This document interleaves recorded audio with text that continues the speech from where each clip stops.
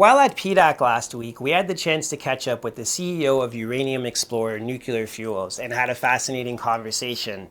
Nuclear Fuels is an active explorer in Wyoming, the center of uranium in the US, and is backed by Encore Energy, one of the largest US uranium producers. Please enjoy my conversation with Michael Collins, CEO of Nuclear Fuels. Just as a general outline here, we hear a lot about the nuclear renaissance. So if you could just give us a brief outline of your opinion of what the role for the U.S. is in the nuclear renaissance. Well, that's a really good question, actually. So the nuclear renaissance is a demand-driven renaissance. There's more demand for uranium out there, and there's more demand specifically for U.S.-produced uranium. Right now, the U.S. produces less than 1 million pounds a year. They consume significantly more than that, and a lot of that uranium comes from through St. Petersburg and from Russia and Kazakhstan. So there's a lot of issues governmentally and also in terms of the utilities about the security of supply, where they're getting the uranium and what they can do. Historically, the U.S. produced most of its required uranium for its nuclear reactors and things like that. So, and historically speaking as well, where were the highest grade deposits found in the U.S.? So that's pretty interesting. The highest grade deposits, I think, would be down in Arizona, the breccia pipe style. They're running, grades well north of 5% there. But unfortunately, the political environment in Arizona is not particularly conducive to producing uranium. And in fact, there's a very large area that has been uranium mining is banned. So a lot of opportunity lost there, but for us, a lot of opportunity gained. Wyoming is actually an agreement state, and that's our main focus of our exploration is in Wyoming. And that's a situation where the federal permitting authorities are devolved to the state level, and that means you have a one-stop shop for permitting production and operation of uranium facilities. And they're also very well versed in how that production, or those permit processes go. So it's relatively quick, and it's quite effective in terms of certainty of tenure and things like that. So it's a great place to be. So moving to KC here, what's the history of exploration there? So what's the historical information you're getting from the KC trend according to your testing? Uranium, small-scale uranium production there goes back to the 1950s when you could go out with a backhoe and find some high-grade uranium and sell it to a government buying station down the road. You got to the 70s and the 80s, in situ recovery uranium was a well-defined process, which is our process for looking at uranium. And a company that was a subsidiary of Edison Detroit Electric had pretty much the whole district staked up.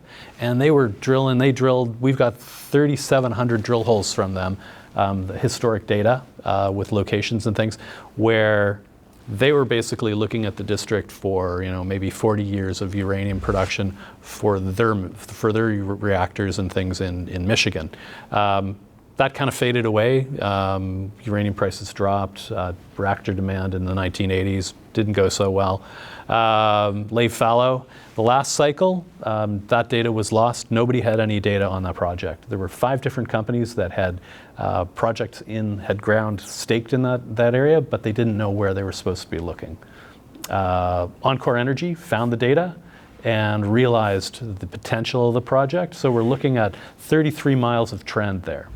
And within that, 110 miles of roll front, which is the mineralization style for uranium in Wyoming. And we even have 3 different formations that tip up because we're on the edge of the basin. The sediments kind of bend up on the side so you can see them in profile. And they're foreshortened in that you can drill through 2 different formations with 1 drill hole. Whereas if you're in the center of the basin, you're only going to be able to get through 1 because you're drilling pancake flat ground. So it's cheaper, faster to drill in terms of testing multiple targets, and just a really an exceptional target-rich environment, as it were. A lot of opportunity. Okay, so it sounds like you have a substantial long-term plan here for KC. So can you just walk us through the steps so that we have a better understanding of what's happening there? Okay, so one of the key aspects of KC is that Encore Energy, they have a back-end right on the project to earn a 51% interest in the project, our 49% being financed to production and then paid for through production, but also giving us 2.5 times our exploration dollars.